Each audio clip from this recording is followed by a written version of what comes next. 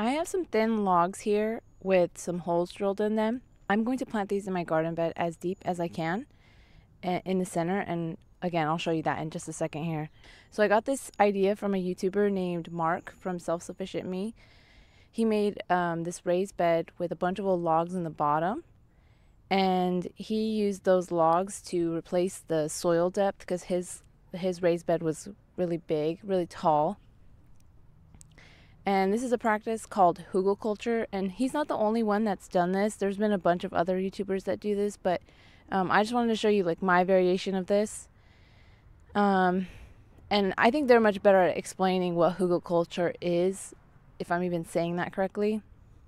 Now, here where I live, the summers get like over 100 degrees or over 105 pretty regularly.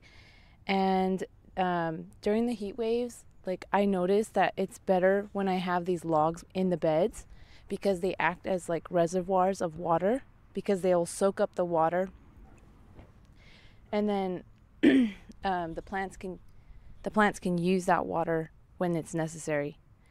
Now I do other things as well, like I mulch my beds pretty heavily and I have everything on irrigation, so it's not it's not the only thing I do, but I definitely notice it is helpful and it's noticeably helpful.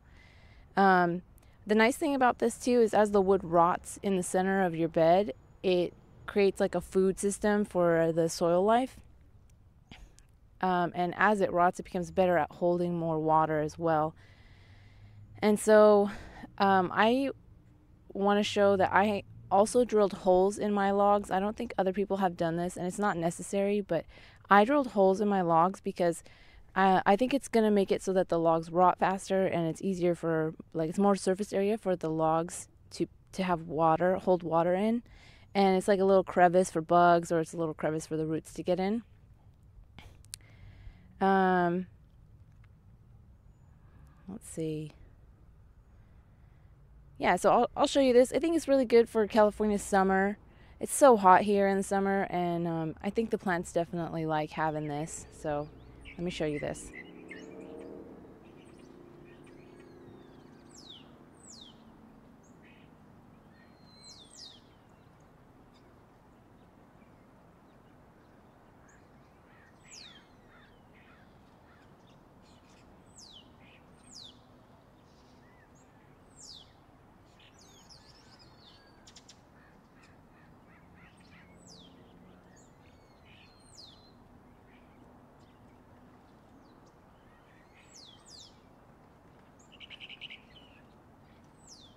Ideally, you would be putting the logs in before you put the soil on top into your raised beds.